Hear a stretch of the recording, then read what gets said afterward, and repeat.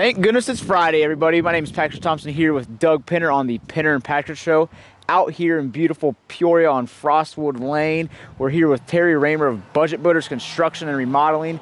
We're going to be talking to him about a deck today. I just stepped out back of the home here on Frostwood, and this deck is absolutely massive. We've talked about a deck with Terry out at Lake Camelot a few episodes ago, about a few months ago actually. Yep. And this one's even more impressive than the one that he's been working on. So they got that grill fired up on that back deck. I haven't eaten anything. I know. TGIF, and I'm famished. I need some of that. You know what else you need, buddy? Oh boy. Where are your shades at? Slap those bad boys on. Oh, man. How I looking look. Good, Pat. How I look. Besides like a rock star, really good. So last week we were at Coyote Creek where Doug received a golf lesson from one of the pros. His name is Jack out there. Yeah. I've also received one from Jack.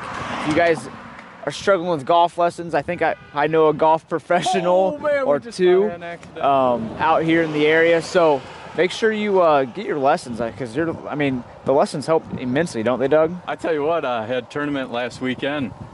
Yep, I hit it in the bunker. Took a little note from Jack. I hit it to about 2 feet, made the putt, made my par. And on my way off the green, I was like, thank goodness I had that bunker lesson from Jack. So, Jack, you saved me a shot there, buddy. Well, we're out here at, like I said, Peoria, out here on Frostwood Lane. And Terry has these nails and screws in the back of his truck. I can only imagine what these are used for. He also has a mailbox and a hammer. Let's just get through Terry's truck. What does a construction worker keep in his truck? Oh, we got a hammer. In case Pat lips off, I'm gonna knock him out with this. So, I don't know, he's got a lot of things going on back here, but let's go check out to see what he's doing in back and show the viewers. What do you say? Let's go do that. All right. Hey, it's Doug Pinner back with Pat Thompson on the Pinner and Patrick Show, our producer Luke. Luke, I noticed since I've been away the last month and a half or so, your counting skills are getting a lot better there. So congratulations to Luke and his counting down from 5. Hey, sports fans, we're going to talk a little bit about Cubs Cardinals baseball. We have the Peoria City men's golf tournament going on. The championship will be underway this weekend. And we have Terry Raymer with Budget Builders behind us just slapping up this huge deck. Yep. A lot of parties going on. This is a nice backyard. I mean, how many people do you think we would fit up on that deck? A couple thousand? Maybe about 50,000. Yeah, we'll report back on that. Hey, the Cubs leading the NL Central 59-54, 4-6 in their last 10. I really thought the Cubs coming out of the All-Star break reflected more of that old Cubs team of last year. I just, last year I believe the Cubs had a total of 57 losses on the season. They're already sitting at 54, so they better put a couple win streaks together if they're going to match last year's. Nah, they'll be all right. I told you earlier today, I do think the Cardinals will prevail in the NL Central. Staying hot. You know, the Cubs, they're pitching, guys going on the DL. Speaking of DL, Contreras pulled up trying to stretch out an infield base hit the other day, pulled his hamstring, run down the first base line. A lot of tenderness. He went in for an MRI. There is a coverage or a press conference up at Wrigley today to address Contreras' results for his MRI. I anticipate him going on a 10-day DL.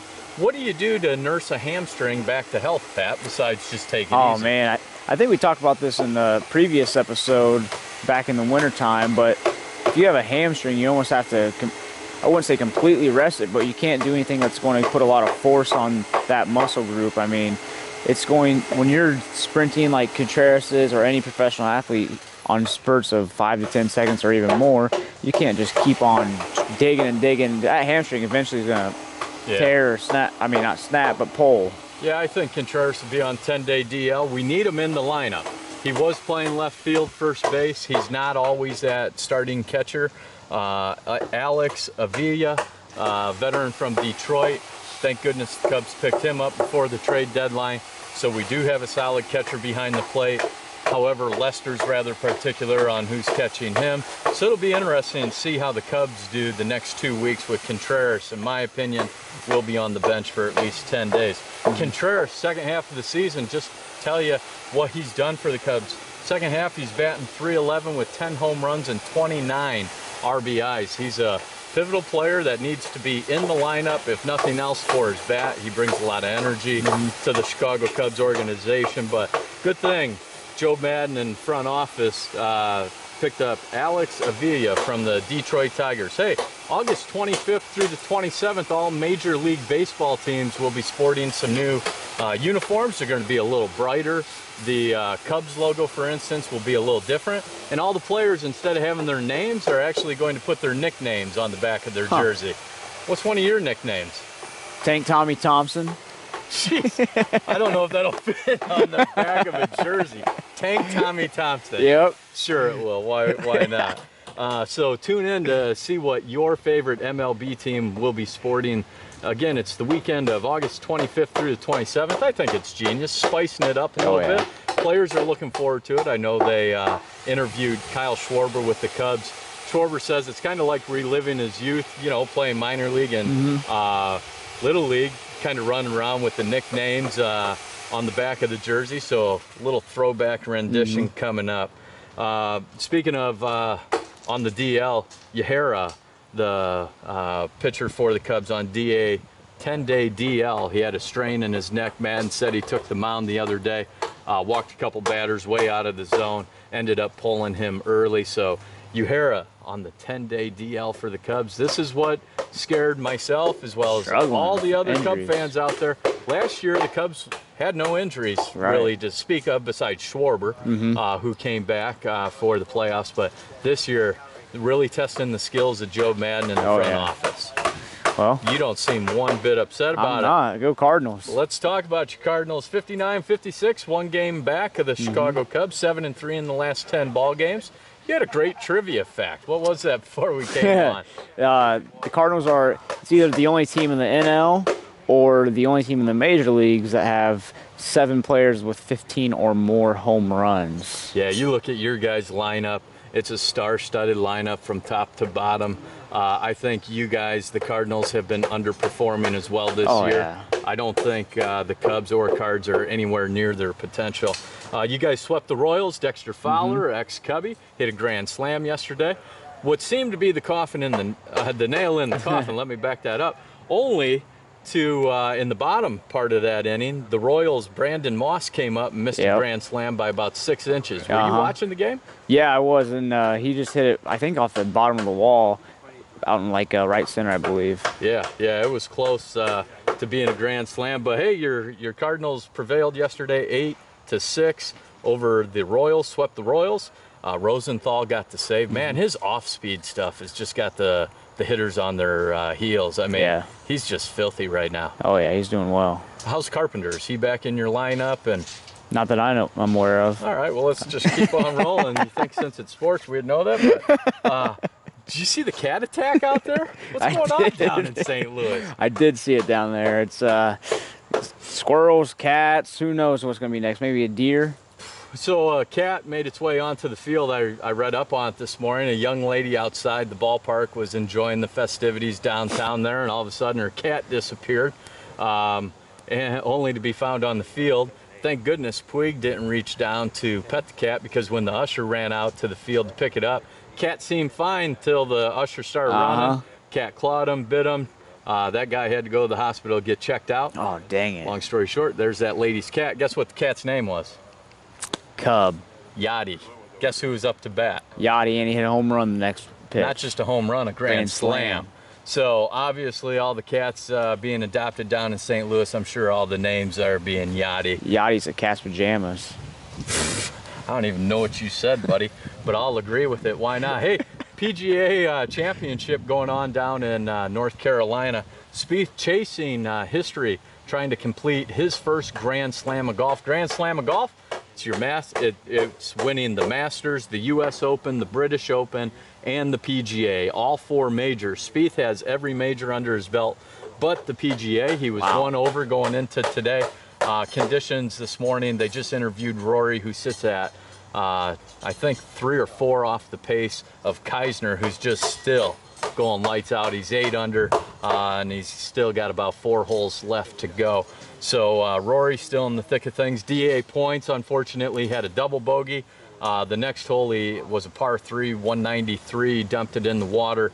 When I walked away, he had about a 2-footer for another double bogey. DA points was sitting at 1 under when I left. Still under par, still in contention, but the Keisner really separating himself from the field. On a course that is set up with that challenging of conditions, when I talk about challenging, we're talking 4 to 5 inches on the length of the rough, which is awfully hard to get a club on a ball.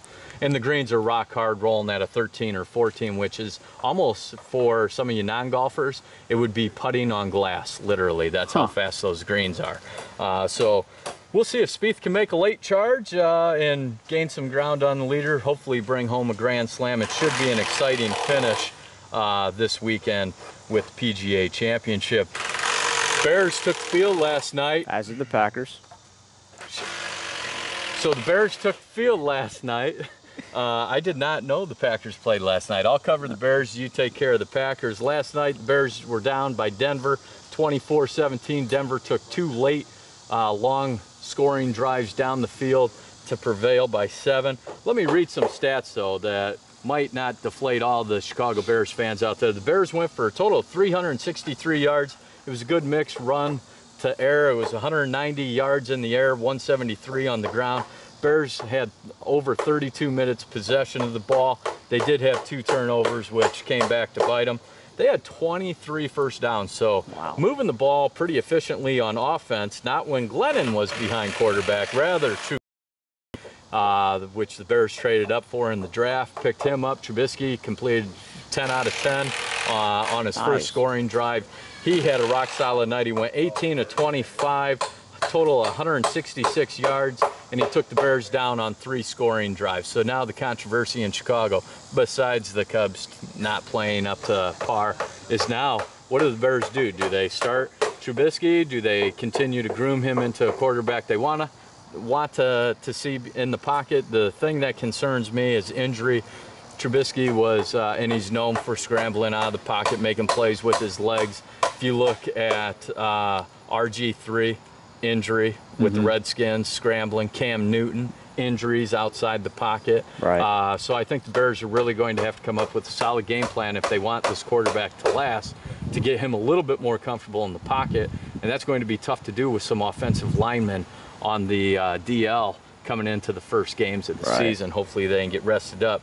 Glennon, the quarterback, 19 million reasons to smile. He is what the Bears call their starting quarterback. He went 2 for 8 last night for a total of 20 whopping yards. Nice. His quarterback rating was a 0. Good. Good. I oughta. Threw in the triple coverage. The throws I saw him make last night were terrible off his back foot. Didn't seem to have his balance and way off target. The encouraging thing, though, is Trubisky. When the receivers were coming out of their routes, he was hitting them on the outside, keeping it away from defensive backs, corners. He looked really sharp. Bears, though, starting off preseason 0-1. How'd your Packers do last night? They did pretty well. Who cares? They did. Yeah. I believe it was 24-6 that they won. They beat the Philadelphia Eagles. I didn't watch too much of that game as I was watching the Cardinals win again for 7 in a row. And last I saw was that Randall, the wide receiver for the Green Bay Packers, he left with concussion testings. I mean, in my opinion, I don't even know why they have preseason. It's a waste of time. However, for the NFL, they're making more money. That's all. I mean, they're making more money. I think it's good for those guys. It helps the teams figure out who they want on the roster. I don't understand why they start these starters. Right. I mean, if I'm writing the checks, there's no way I got millions of dollars running around on the field in a game that has 0 meaning. It's ridiculous, in my opinion, that they just have those guys out there running routes, because these guys are amped up. They're ready to hit full contact. Oh, yeah, it's a game for and them, right? Those defensive players, they're not out there to grab the flag. I mean, it's something that's I think needs to be reassessed for the most part.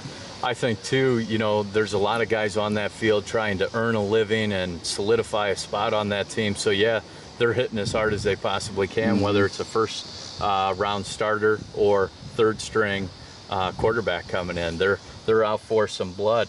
So, well, congratulations to your Packers. You getting up to any games this season? I don't know. We'll see. We'll find out. Average ticket prices, if you're looking to go to Soldier Field, nosebleed section, I'm talking top row, center of the field, About 450 bucks is what you can plan on spending per ticket. It's unbelievable. Hey, let's talk a little bit about the Peoria Men's City Golf Championship. I got several friends, so I can't be biased on who I'm choosing here. Jordan Fail took down Scott Fegley 3-2 yesterday. Both of them are my buddies, great golfers. Either one could win the city. I played golf with Jordan Fail earlier this summer out at Mahali. What a young talent here in Peoria. A lefty, he's just solid. His impact position, it's probably one of the better impact positions I've seen all summer, and I've played with guys on the buy.com and a couple from the PGA Tour. I mean, Fail is the real deal. As long as he can keep that putter rolling, I think he's going to be tough to stop in the city. He is facing Zach Jewell today. Jewell took down Joe Collins in 19 holes yesterday. I sent out a couple messages to some buddies that are probably over there drinking some beer and following these groups. Hopefully we'll have an update later in the show. So it's Fail versus Jewell this afternoon.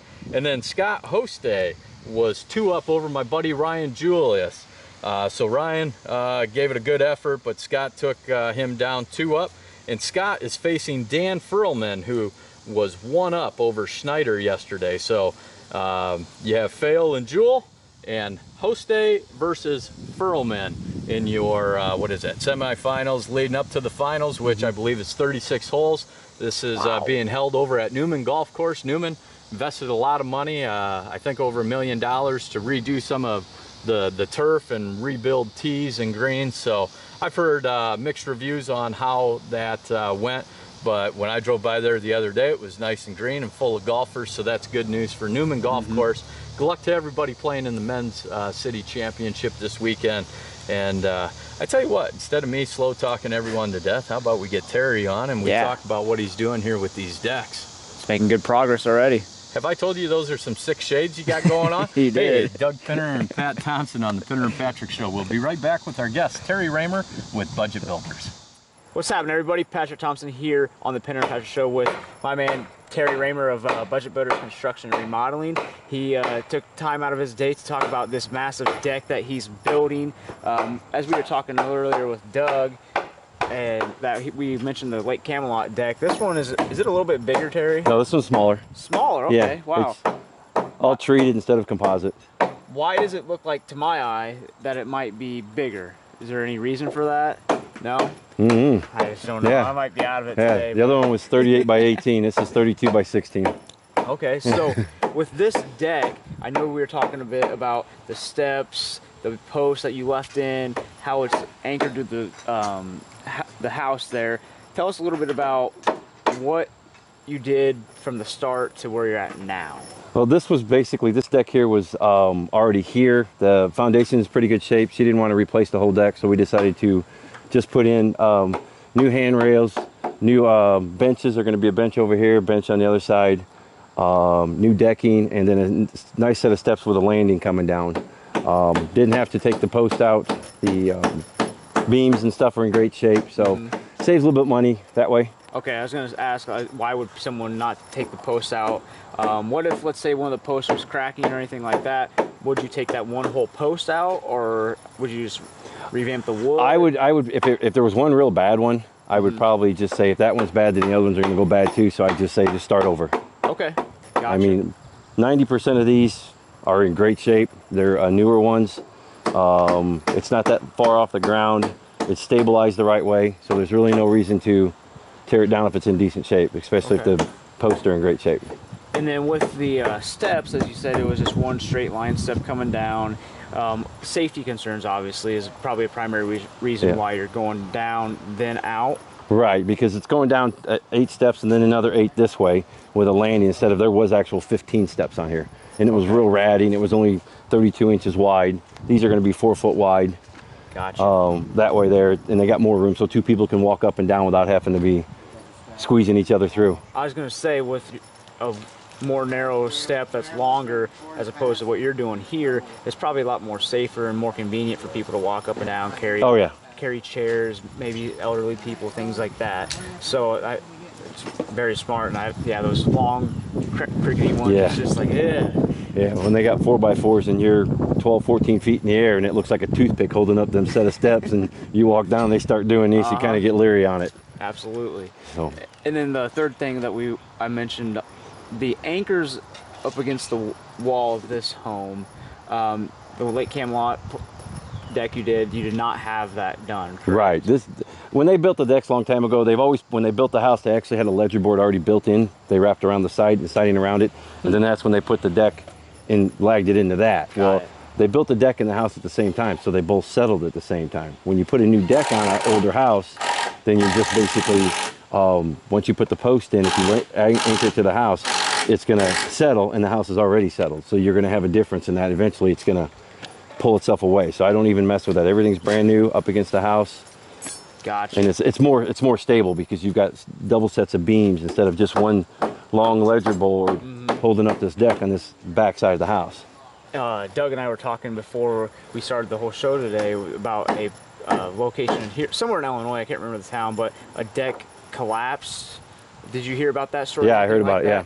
What was the primary cause for that? It wasn't lagged properly into the house, and that's why I don't believe in that. They still do them that way. It's still code. You can still do it that way. I'm not comfortable doing it that way because as a contract, you don't know how many people are going to get on that deck. Right. Most of them, most of them are built fairly good, but here and there you'll get a bad one here and there. But I mean, there's no reason to take a chance when you're stepping on this and all your weight's on that by the house, at which most people stand by. Yep. And it's one board compared to having all these beams here, and you're standing on that. So yeah, and which brings me to another great point. You talked about code. With the code, as you build the decks and have the support systems underneath, when you send that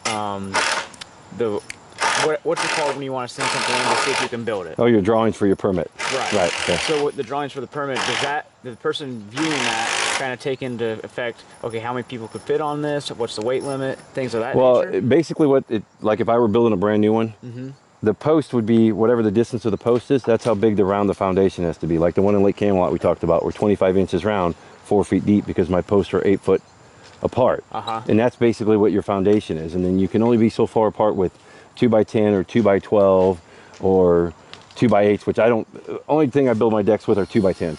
Nothing, 2x10s or 2x12s. No 2x8s or 6s or nothing. So. And with decks, when's the best time to build a deck? For me, I love building them in the wintertime. I was going to say, I remember you talking about that building decks for you is better in the wintertime, and there's a reason for that, and I believe it's because the frost line, something to do with the frost line? Well, it's actually, nobody's in your way. Nobody's in your way? Okay. I got concrete blankets, you dig the holes, you put the concrete in, you put the post in, you put more concrete in, and you put a little bit of water in it. The moisture from the weather itself will do that, but you got concrete blankets that actually cover that so it doesn't crack or anything. And then after that, it doesn't matter what you do and how cold it is. Very interesting. And nobody comes outside during the wintertime, so by springtime your deck's done and ready to go. Absolutely, definitely. And when you have the finished project, do you actually stain or paint the decks? Or? No. Depending on who it is, there's a guy out in Mackinac that I use a lot, Deck Pro, that I tell the customer to call them because I don't do that. The guy's, I've never met him, but he just does a great job. Every customer that I refer him to, they call me and tell him thanks. He's done a phenomenal job. Good. And he stains them and does it, refinishes them and stuff like that. Very cool. Hey, let me hop in here. Let me hop in here. I'm without a mic. I'm dying. I gotta talk. That's all I do. Hey, so like this individual, notice her boards were warped rather consistently across the entire deck. So you come in, you put all new decking down. So it sounds like there's no bad time for you to come out and build the deck. So if you're at home and you're sitting on your deck watching this show, or you go out and walk on your deck and you notice some imperfections, and it's never too late. The best time to build is in the winter. Yeah. That's crazy, man. Yeah. I gotta get south. I gotta be in some warm weather while you're up here fighting snow and building decks. So if you're at home and you go out and you notice splinters on your wood deck or nails or screws starting to pop, Terry Raymer with Budget Builders, you walked me under the deck earlier. Sorry, I'm yelling into your mic, Matt. Am I too close to you? But you showed me all these braces that you're using to really help stabilize existing supports. So that way you can go ahead and build something that you know people can get on that'll be safe. Right, yep. So it's kind of interesting. The last deck you did was all composite. There were great benefits to that. Yeah. Can you give us a couple benefits of having a wood deck? Less expensive. As long as you take care of it every 6 months, it'll last you forever. And when you say take care of it, is that power washing, staining, painting? Just what is that? Basically check it out, look at it, see how bad it is, but you always want to at least hose it off. If it gets to the green color like that is, you basically want to pressure wash it, let it dry, then restain it. They come out with that new stuff that's a textured paint. It works really well in a lot of places. But as long as you take care of it, look at it every 6 months, don't ignore it for 2-3 years, it'll last you a long time. So if you're out there, again, thinking about wanting to upgrade your deck, maybe add some more space, maybe you just purchased your home and you actually got out on your deck with your friends and family and realized, I need a little bit more space. Terry Raymer, Budget Builders, construction and remodeling can really help you out. And you can come in, get a deck put on, cost efficient. One of the benefits of going all wood is a little bit less expensive. If you're looking for less upkeep, longer wear and tear, might want to consider composite, but that's what our go-to professional, when he's out to take a look and survey, you'll probably be able to point him in the right direction, correct? Yeah, I've actually, a couple of them, they didn't want treated, but they didn't want composite, so we actually went with a cedar, which is in between the cost of composite and treated, and it lasts longer, it ages better. And so you've got your 3 options. You've got your treated, you've got your cedar, or you've got your composite. So there you go. He'll build 3 different decks for you as well, one of each if you'd like. Our good friend Terry Raymer with Budget Builders, Construction and Remodeling. Pat, those are some sweet glasses you got rolling. Sorry, I hopped in here, fellas. It's all good. So Terry, appreciate you taking time out of your busy Yeah, no schedule. problem. You guys are just wailing away on this bad boy. How long until you think this is all complete? we should be done by the end of next week. Holy smokes. It's only 3 weeks because it took a long time to tear all the thing out because it was nailed in. So, and some rusty screws that weren't weatherproof screws. So it took a little bit to do that. So. Hey man, we know you're busy. We know you're busy. We appreciate your time. Terry Raymer with Budget Builders Construction and Remodeling. Talking more decking, whether it's wood, cedar, composite, this guy knows it all. All right, so Terry, our good friend Patrick Thompson. My name's Doug Pinner. Check out the wrap up on the show coming up next. Sorry to jump in on you there. Hey, welcome back, Pat. Thank you. Hey, how about that? Terry Raymer of Budget Builders Construction and Remodeling did a fantastic job of going over that deck back there. That's a big deck. He talked about it from the ground up, gave us great tips, gave you great tips as well, and why you should possibly reach out to Terry Raymer. Yeah, if you're out on your deck, considering if you're out there, you want it a little larger, entertain more people, maybe there's screws popping up, maybe you have some splinters shaking out, you have a little one crawling around, you want to get it all composite so you don't have to worry about splinters, things of that nature.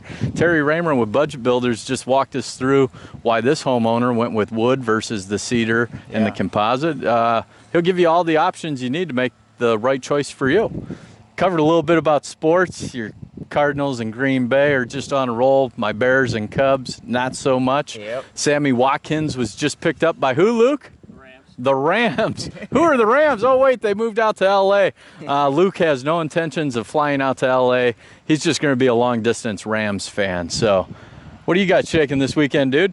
Well, I'm going to Indianapolis. Oh, yeah. Yeah, going to Indianapolis with my wife, Caitlin. We're going to stay at a 5-star, actually I think it's a 6-star hotel, and then I don't know, I'm gonna go to a gym over there called Iron Valley Barbell and train with probably he's top 15 181 pound world class weightlifter. So ask him if he knows me and my weightlifting skills. I will. Just check it out. Let me know what he says next week, will you? I will.